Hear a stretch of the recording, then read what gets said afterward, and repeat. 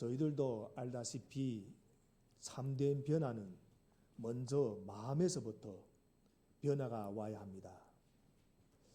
그렇지 않고는 생활의 변화가 찾아오지 않거나 혹 찾아왔어도 그것을 우리가 감당하지 못합니다. 그래서 사람들 가운데는 축복의 기회가 찾아오지 아니해서 어렵게 살 때도 있지만 축복의 기회가 왔어도 그 사람이 마음 자세가 바로 되어 있지 않아서 그 축복 기회를 놓쳐버릴 때도 있습니다. 그러므로 먼저 내 자신이 하나님 앞에 바로 서서 이 마음의 변화를 우리가 먼저 받아야 됩니다. 그러면 마음의 변화를 어떻게 받는 것인가? 오늘 말씀을 통해서 함께 그 해답을 찾고자 합니다. 오늘 우리가 읽은 이야기를 연극으로 꾸민다면 다른 것은 다 빠져도 괜찮지만 절대로 빼서는 안 되는 두 가지 테마가 있습니다. 첫 번째 테마는 만남입니다. 예수님과 사마리아 여자의 만남, 다르게 표현하자면 신과 인간의 만남입니다. 두 번째 테마는 변화입니다. 예수님을 만난 사마리아 여자의 변화, 구원을 받게 되었고 삶이 바뀌게 되었다는 것입니다. 오늘 말씀이 선포될 때 여러분이 인생에 놀라운 만남과 변화가 있게 되기를 예수님의 이름으로 축원합니다. 사람은 누구나 자기를 좋아하는 사람을 만날 때 편하고 이야기할 때도 부담이 없습니다. 자기를 싫어하는 사람은 별로 만나고 싶지 않은 것이 당연합니다. 그리고 자존감이 낮은 사람은 남들이 자기를 좋아하지 않을 것이라고 미리 결론을 내리기 때문에 다른 사람을 만나는 것이 힘들게 느껴집니다. 그래서 대인도 기피증이라고 하는 것이 또 생기는데 겉으로는 그런 내색을 하지도 못합니다. 왜냐하면 아무리 힘들어도 세상을 살아가면서 사업이나 직장 관계로 다른 사람을 만나야 하고 싫더라도 어쩔 수 없이 맺어야 할 대인 관계도 있기 때문입니다. 이렇게 교회를 다닐 때도 서로 봐야만 되는 겁니다. 만나야 되고. 그래서 오늘 본문에 등장하는 사마리아 여인에게서 바로 그러한 모습이 보입니다. 마음속에 열등감과 상처를 가지고 살아가면서 사람들을 피하면서 살아왔습니다. 그런데 예수님을 만나 이 극적인 이제 변화를 경험합니다. 그래서 오늘 그것을 함께 살펴보기를 원하는데 먼저 예수님을 만나기 전 이 여인의 상태가 얼마나 심각했는지 그리고 예수님이 어떻게 이 여인이 상처를 치유하셨는지 그것을 우리가 살펴볼 필요가 있습니다. 오늘 본문 바로 전에 나오는 6절부터 7절을 보면 중동이 그 뜨거운 태양빛이 비치는 오정쯤 즉 낮 12시에 이 여인이 물을 길러 나왔습니다. 무슨 말인가? 시원한 시간에 나오지 않고 아무도 나오지 않는 뜨거운 시간에 물을 길러 온 것. 그것도 다른 여인들과 나오지 않고 홀로 나왔다는 것은 사람들을 만나기를 피하려고 하는 생각이 있다는 것을 말해줍니다. 왜냐하면 그 뜨거운 낮 시간에는 아무도 물길로 나오지 않기 때문이에요. 그래서 그 동네에서 비참한 삶을 살고 있던 이 여인에게 관심을 가지고 도와줄 사람은 아무도 없었습니다. 도움을 또 요청하고 싶어도 누구에게 어떻게 도움을 청해야 할지도 몰랐습니다. 그런데 예수님은 바로 그러한 절망적인 상태에 있었던 이 여인을 만나주신 겁니다. 당시 사마리아 사람들은 유대인들로부터 더러운 이방인으로 취급을 당했기 때문에 유대인과의 접촉이 허락되지 않았습니다. 그런데 7절을 보면 예수님이 먼저 이 여인에게 마실 물을 좀 달라 하시며 말을 것입니다. 그때 이 사마리아 여자가 얼마나 방어적으로 나오는지를 오늘 본문을 보면 알 수 있는데 물을 달라고 하면 물을 주거나 싫으면 싫다고 하면 되는 겁니다. 그런데 뭐라고 하는가? 9절을 보면 선생님은 유대 사람인데 어떻게 사마리아인 여자인 나에게 물을 달라고 하십니까? 그래서 이 여인은 예수님이 부탁에 대해 요즘 말로 말하면 상당하게 거칠게 나옵니다. 그런데 여기서 우리는 이 여인이 또 다른 마음을 볼 수가 있습니다. 바로 이 말 속에서 대화에 굶주려 있는 이 여인의 마음이라는 겁니다. 대화에 굶주려 있다. 그렇게 길게 말할 건 원래 없었습니다. 싫으면 그냥 싫다 하면 되는 겁니다. 그런데 상당히 길게 말을 합니다. 무엇을 보여주는가 하면 외로움입니다. 그동안 이 여인에게 이렇게 먼저 말을 걸어준 사람이 누가 있었겠습니까? 외로운 사람, 소외된 사람이 가장 고마워하는 것. 그 중에 하나가 바로 먼저 찾아와서 말을 걸어주는 겁니다. 겉으로는 아닌 척하면서 거칠게 굴거나 화를 낼 수도 있지만 속으로는 사실은 고마워하는 겁니다. 그래서 예수님처럼 먼저 찾아와 말을 건다는 것은 관심이 있다는 그 말이기 때문에 고맙게도 우리 예수님은 사마리아 여인이 현재 관심사인 물을 가지고 이제 물으십니다. 10절 말씀인데 지금 이 여인에게 물을 달라고 해놓고선 오히려 거꾸로 말씀하십니다. 네가 하나님이 선물을 알고 또 너에게 물을 달라는 사람이 누구인지를 알았더라면 도리어 네가 그에게 청하였을 것이고 그는 너에게 생수를 주었을 것이다. 예수님은 지금 자신이 단순한 유대인 남자가 아니라고 하십니다. 하나님이 선물이라고 하십니다. 그리고 예수님이 여인에게 물을 달라고 하신 것은 사실 이 여인에게 완전히 다른 새로운 차원의 물을 주시기 위해서 대화의 통로를 여시기 위함이라고 말씀하십니다.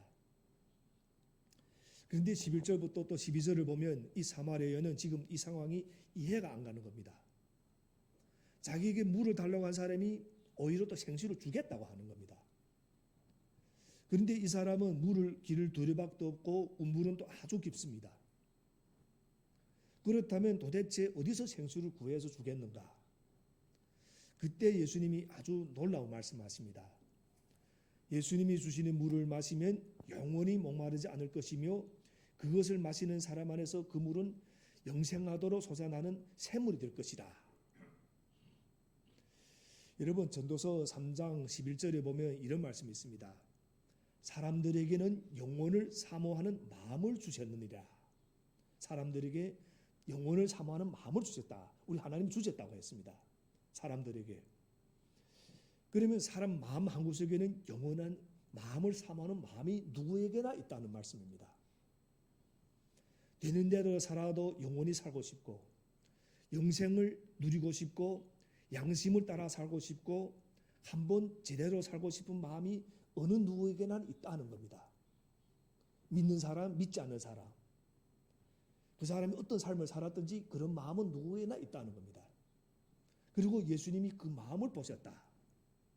제대로 한번 살고 싶은 마음. 그래서 저희들이 전도할 때도 한 영혼 안에 있는 그 열정을 보면 그의 겉모습에 겁먹지 않고 우리가 전도를 할 수가 있습니다. 여러분 자녀들 마음 가운데는 정말 효자효노로 부모님한테 잘해주고 싶은 마음이 항상 있습니다. 반항하며 살고 있는 자녀들이 마음 가운데도 자기 부모에게 잘해주고 싶은 마음이 있다는 겁니다. 아무리 어떤 자녀가 별난 말하고 별나게 해도 그 마음속에는 부모에게 잘해주고 싶은 마음은 있다는 겁니다. 그럼 우리 부모들이 마음 가운데 뭐가 있습니까? 자기 인생을 희생하더라도 자녀에게 잘해주고 싶은 마음이 있습니다. 그래서 자녀가 이 부모의 그 마음을 알게 되면 뭐가 되는가? 효자가 됩니다. 또 부모가 그 자녀의 마음을 알게 되면 그 자녀를 이해해 주게 되는 겁니다. 그래서 우리가 믿지 않는 사람들이 마음속에는 그 영원히 살고 싶은 그 마음을 알게 되면 전도하면서 우리가 실망하지 않는 겁니다. 전도했는데 전혀 전도가 안 된다. 이런데 우리가 실망하지 않는다는 말씀입니다. 그래서 여러분 성경을 보면 하나님의 역사는 늘 사람에게 말을 걸어오는 역사였습니다. 선지자들을 보내면서 계속해서 인간에게 말씀을 하셨습니다. 결정적으로 예수 그리스도를 이 땅에 보내셔서 우리에게 말씀하시는 겁니다. 예수 믿고 구원받기를 원한다. 때때로 우리가 내 멋대로 살면 징계와 고난을 주면서 그 길을 가지 말고 내가 인도하는 길로 가기를 원한다. 때때로 또 풍성한 은혜를 주시면서 내 뜻대로 살면 이런 결과가 있다는 것을 또 말씀해 주시는 겁니다. 예수님은 가시는 곳마다 말씀하셨습니다. 저도 생각해 보니까 제 인생 가운데서도 하나님이 순간순간 말씀을 주셨습니다. 30년 전 제가 대학교를 다닐 때 친구의 소개로 교회에 나간 적이 있었습니다. 그때 교회에 가서 받은 가장 인상적인 말씀이 회개하라, 무릎을 꿇으라 하는 말씀이었습니다. 그때 저는 그 말씀에 순종할 수가 없어가지고 다시 교회를 나가지 않았습니다. 회개하라, 무릎을 꿇으라. 그 꿇을 수 없었던 겁니다. 그로부터 15년이 지나 제가 다시 교회에 나오게 되고 고배동부교에 와서 신앙생활을 시작할 때 또 그때 기억에 생생하게 남는 말씀이 있었습니다. 도망치지 말라. 그때 주신 목사님의 말씀이었습니다. 도망치지 말라. 그리고 힘들 때마다 그 말씀을 붙잡았던 겁니다. 지금 생각해 보면 모든 것이 하나님이 성령을 통해서 저한테 주신 말씀이었다는 겁니다. 지금도 순간순간 주님은 저한테 말씀을 주십니다. 여러분, 교회는 어떤 공동체입니까? 교회는 세상에 하나님의 말씀을 전해야 하는 공동체입니다. 복음이라는 내용을 가지고, 천국이라는 내용을 가지고, 영원이라는 내용을 가지고, 예수님이 재림이라는 이 내용을 가지고 세상을 향해서 끊임없이 말씀을 전해야 하는 것이 교회의 사명입니다. 그것이 살아있는 교회고, 그것이 또 살아있는 그리스도인이 삶이라 하는 겁니다. 예수님께서 사마리아 여자에게 말을 걸어서 구원의 문제, 영원한 생명의 문제의 이야기를 했습니다. 그러자 이제 여자가 무엇이라고 합니까? 15절을 보면 이 여인은 한 번 마시면 다시는 목마르지 않는 그런 물이 있으면 자기에게도 달라는 간청을 합니다. 왜 그 물을 원하는 것인가? 그 물을 마시고 영원히 목마르지 않으면 다시 이곳에 와서 물길로 올 필요가 없기 때문에 간단합니다. 왜 물을 길로 오기를 또 원치 않았겠습니까? 사람들을 만나고 싶지 않았기 때문에. 그래서 이 여인은 지금까지 수많은 소외와 거절을 경험했고 앞으로 또 다른 소외를 경험하는 것이 너무나도 두려운 나머지 스스로 마음의 문을 굳게 걸어 잠그고 또 상처를 받기 전에 미리 자기가 먼저 세상과 단절하기로 결정했던 겁니다. 그리고 그때부터 사람들을 피해 숨어 다니기 시작한 것입니다. 예수님은 바로 그러한 이 여인의 상처를 치유하기 원하셨습니다. 사마리아 여인은 외로웠고 고달팠고 지독하게 목이 말랐습니다. 그 인생의 갈증을 꿰뚫어 보신 예수님은 이제 여인이 전곡을 찌르는 그 말씀을 하십니다. 가서 내 남편을 불러오너라. 왜 예수님은 갑자기 뜬금없이 남편을 불러오라고 하는가? 남편이 누군지 정말 궁금해서 그러신가? 그분이 어떤 말하면 프라이버시를 그걸 알고 싶어서 그랬는가? 아닙니다. 바로 이것이 그 여인이 문제의 핵심, 상처의 핵심을 아셨기 때문에 그리고 그 상처를 드러냅니다. 여러분, 사람은 누구나 상처가 드러날 때 당황합니다. 그런데 마음이 상처받고 괴로울 때는 우리 안에 마음을 보호하는 어떤 기능이 있습니다. 상처가 드러나 당황할 때 그것을 가리켜서 심리학적인 그 심리학적인 용어로 방어기제라는 단어를 사용합니다. 방어기제라는 게 있습니다. 그래서 이 여자에게는 과거에 남편이 5명이나 있었습니다. 또 지금 여섯 번째 남자와 같이 살고 있는데 남편이 아니라 동거하는 그런 관계였습니다. 그래서 그러한 일들을 숨기고 싶은 과거이고 죄책감과 수치심을 주는 일이었던 겁니다. 그런데 처음 만난 유대인 남자가 물리하기를 하다가 갑자기 남편을 데려오라. 그래서 이에 당황한 사마리아 여인이가 이제 방어기제를 사용한 겁니다. 나에게는 남편이 없습니다. 이 방어기제를 뭐라고 부인이라고 합니다. 희대. 그래서 생각이 나면 도저히 감당할 수 없는 괴로운 어떤 기억, 욕구, 충동이나 실제로 존재하는 대상을 없다고 부인하는 것을 말합니다. 있는데 현실에 있는데 없다고 부인하는 겁니다.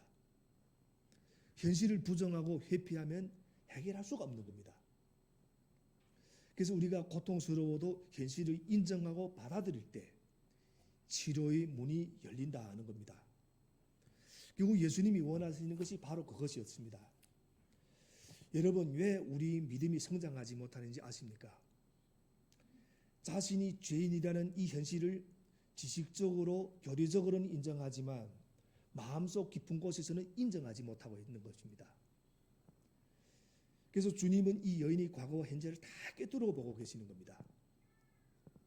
그리고 예수님은 이 여인이 깊고 오래된 상처를 들추어냈습니다. 깊은 상처의 한가운데를 찌르시면서 그 상처에서 더 이상 도망가지 말라고 가르치시는 겁니다. 상처를 직면해야 문제가 해결될 수 있음을 말씀하십니다. 우리가 상처를 드러내면 아프지만 곪은 데를 드러내어 제거하지 않고는 치유가 불가능한 겁니다. 그래서 예수님이 이 말을 들은 여인은 엄청난 충격을 받으면서 화들짝 아마 놀랐을 겁니다. 어떻게 알았는가? 그러면서 여인이 머릿속에 또 한 중요한 단어가 이제 스치고 지나갑니다. 그러면서 오늘 19절부터 20절에 오늘 본문의 말씀이 이어지는 겁니다. 19절 20절 말씀 우리 함께 읽겠습니다. 19절 20절 말씀입니다. 여자가 말하였다. 선생님, 내가 보니 선생님은 예언자이십니다. 우리 조상은 이 산에서 예배를 드렸는데 선생님네 사람들은 예배드려야 할 곳이 예루살렘에 있다고 합니다. 어떻게 보면 이건 역시 사마리아 여인이 또 다른 방어 기제를 쓰는 것으로 볼 수 있습니다. 그것은 합리화라는 방어 기제를 사용하는 겁니다. 처음에는 부인하고 그리고 이번에는 합리화라는 방어 기제를 사용하는 겁니다. 자기를 보호하고 체면을 유지하기 위한 것입니다. 자신이 현실은 남편이 5이나 있었고 지금은 또 다른 남자와 살고 있는 아주 복잡하고 문란한 삶이지만 예언자라든지 예배라는 단어를 사용합니다. 그래서 이 사마리아 여인은 어디서 예배를 드려야 하느냐 아주 영적인 질문을 던지고 있지만 자신이 실제 삶은 아주 문란하고 만족이 없는 삶이었습니다. 그리고 자신이 그러한 삶은 덮어두고 숨겨둔 채 경건한 예배에 대해서 지금 말하고 있는 겁니다. 이것이 바로 또 다른 방어 기제인 합리화입니다. 예배라는 영적인 것, 경건한 것 이런 것들을 가지고 또 합리화시키는 겁니다. 그래서 이 예배 장소를 어디로 해야 맞느냐 이 여인의 질문에 대해서 예수님은 그녀의 마음을 치유하는 말씀을 계속해서 이어가십니다. 오늘 보면 21절부터 24절 말씀입니다. 함께 읽겠습니다. 21절부터 24절 예수께서 말씀하셨다. 여자여 내 말을 믿어라. 너희가 아버지께 이 산에서 예배를 드려야 한다거나 예루살렘에서 예배를 드려야 한다거나 하지 않을 때가 올 것이다. 너희는 너희가 알지 못하는 것을 예배하고 우리는 우리가 아는 분을 예배한다. 구원은 유대 사람들에게서 나기 때문이다. 참되게 예배를 드리는 사람들이 영과 진리로 아버지께 예배를 드릴 때가 온다. 지금이 바로 그때이다. 아버지께서는 이렇게 예배를 드리는 사람들을 찾으신다. 하나님은 영이시다. 그러므로 하나님께 예배를 드리는 사람은 영과 진리로 예배를 드려야 한다. 과거의 상처와 비밀한 은밀한 죄를 그냥 숨겨둔 채 유대인들이 주장하는 예루살렘에서 예배하든 사마리아인들이 주장하는 그리심산에서 예배하든 아무 소용이 없다는 겁니다. 그 모든 죄를 다 드러내고 회개하고 영과 진리로 예배드려야 한다고 가르쳐 주는 겁니다. 그리고 사마리아 여인은 점점 더 깊은 영적인 세계로 이제 인도함을 받고 있습니다. 그리고 바로 거기서 여인은 예수님을 구주로 다시 만나게 됩니다. 수십 년 동안 방황하고 헤매다가 드디어 길이요 진리요 생명이신 예수 그리스도를 만나 변화된 것입니다. 25절부터 26절 말씀도 함께 읽겠습니다. 25절부터 26절 말씀 여자가 예수께 말했다. 나는 그리스도라고 하는 메시아가 오실 것을 압니다. 그가 오시면 우리에게 모든 것을 알려주실 것입니다. 예수께서 말씀하셨다. 너에게 말하고 있는 내가 그다. 이 여인은 이제 결단을 합니다. 메시아 그리스도 구세주가 오시면 그분 앞에서 제가 마음을 고치고 변화받도록 하겠습니다. 그러자 예수님이 뭐라고 하십니까? 내가 바로 그다. 드디어 이 사마리아 여인은 예수 그리스도를 만나게 되었습니다. 중요한 것은 그분을 만난 후의 변화이고 또 그분을 인격적으로 체험한 후의 또 삶이었습니다. 열등감과 상처투성이었던 이 여인의 삶이 예수 그리스도를 만나 어떻게 변화되었는가? 오늘 본문이 먼저 동네로 갑니다. 28절 말씀도 우리 함께 읽겠습니다. 28절 말씀. 그 여자는 물동이를 버려두고 동네로 들어가서 사람들에게 말하였다. 예수님을 만난 여인은 어디로 갑니까? 놀랍게도 동네로 갑니다. 거기에는 사람들이 많이 있었고 지금까지 자기가 그토록 피하고 싶었고 마주치기도 원치 않았던 사람들이었습니다. 그런데 그들에게로 나아간 것입니다. 이처럼 예수님을 제대로 만나게 되면 이 사람들의 관계가 좋아집니다. 그리고 예수님을 또 전하게 되어 있고 29절부터 30절 말씀도 함께 읽겠습니다. 내가 한 일을 모두 알아맞히신 분이 계십니다. 와서 보십시오. 그분이 그리스도가 아닐까요? 사람들이 동네에서 나와서 예수께로 갔다. 예수님을 만난 이 사마리아인은 예수님을 구주로 전하는 위대한 복음 전도자가 됩니다. 우리 여인이 한 말을 보겠습니다. 내가 한 일을 모두 알아맞히신 분이 계십니다. 와서 보십시오. 그분이 그리스도가 아닐까요? 지금까지 어땠습니까? 자기가 행한 일, 모든 일을 꽁꽁 숨기고 살았습니다. 그래서 사람들도 안 만나고 숨어 지냈습니다. 그런데 이제는 한이 밝히고 드러내는 겁니다. 오히려 자기 과거를 사용해서 예수님을 증거합니다. 내가 이렇게 형편없는 사람이었는데 그런 나를 예수님이 만나주셨다. 이것이 놀라운 변화인 겁니다. 이처럼 예수 그리스도를 제대로 만난 사람은 누가 시켜서가 아니라 자발적으로 그분을 소개하고 전하는 전도자의 삶을 살게 됩니다. 받은 은혜와 사랑이 너무 벅차서 정말 기쁨으로 그것을 나누는 겁니다. 추하고 더러운 가가가 있더라도 그것조차 사용해서 예수님을 전하게 됩니다. 다른 사람들이 어떻게 나오든지 상관이 없는 겁니다. 상황도 문제가 안 되는 겁니다. 결과를 미리 따져보고 하는 것도 아니고 그냥 하게 되고 무조건 하게 되는 겁니다. 내가 만난 예수 그리스도, 내가 체험한 하나님을 전하는 놀라운 삶으로 변화되는 것입니다. 여러분, 저희 목회 철학은 분명합니다. 제가 그랬듯이 저는 한 불쌍한 영혼이 예수님을 믿음으로 고백하고 구원받고 그 영혼이 예수님을 진정으로 인격적으로 만남으로써 변화되고 또 그 변화된 영혼은 선교하러 전도하러 세상으로 나가는 겁니다. 그리고 또 다른 불쌍한 한 영혼을 교회에 데려오는 겁니다. 예배자로 세우는 겁니다.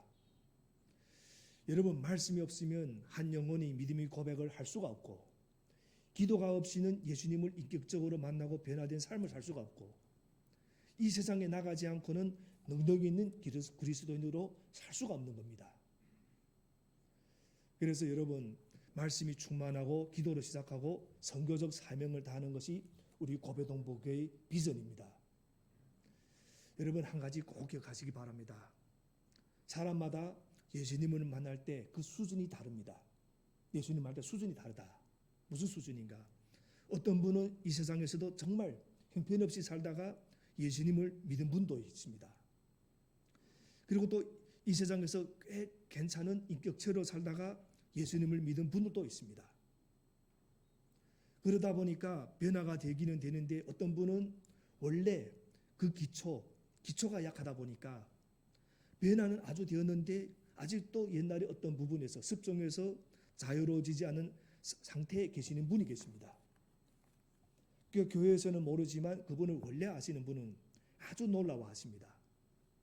또 어떤 분은 원래 인격적으로 기초 체력이 좋다 보니까 변화된 삶에 눈에 띄지 않을 수가 있고 또 변화되면 누구에게나 존경받는 믿음의 사람으로 살 수가 있는 겁니다.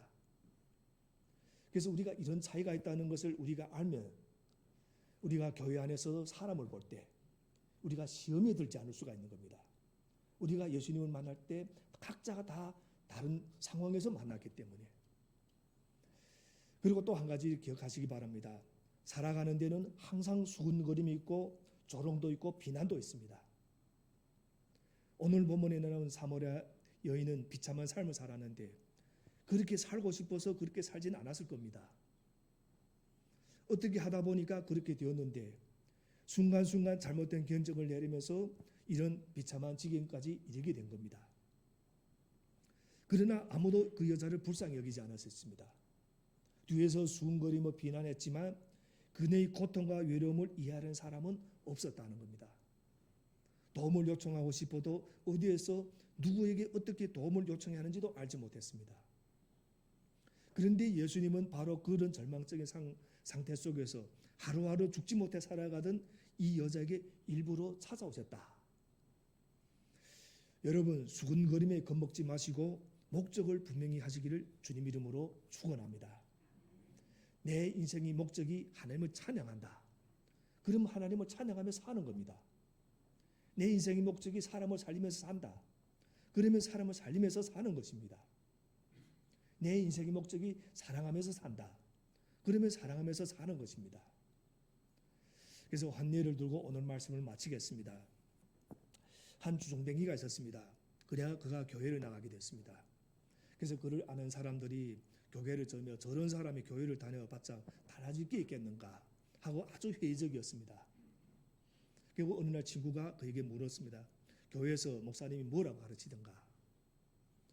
착하게 살라고 하기도 하고 뭐 그런 말씀하신 것 같은데 잘 모르겠다. 그래서 친구가 답답해서 물었던 겁니다. 도대체 그럼 당신은 교회 다니면서 배운 것이 뭔가? 그러자 그가 한 가지 대답을 했습니다. 그런 것은 잘 모르겠는데 다만 달라진 것이 있다. 내가 가족에게는 너무나도 큰 죄를 지었다는 것.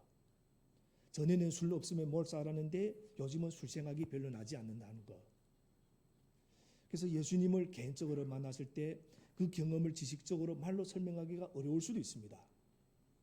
하지만 한 가지 분명한 것은 예수님과의 만남을 경험한 사람은 말과 행동과 대인관계가 달라진다는 사실입니다. 그래서 오늘 말씀을 정리하겠습니다.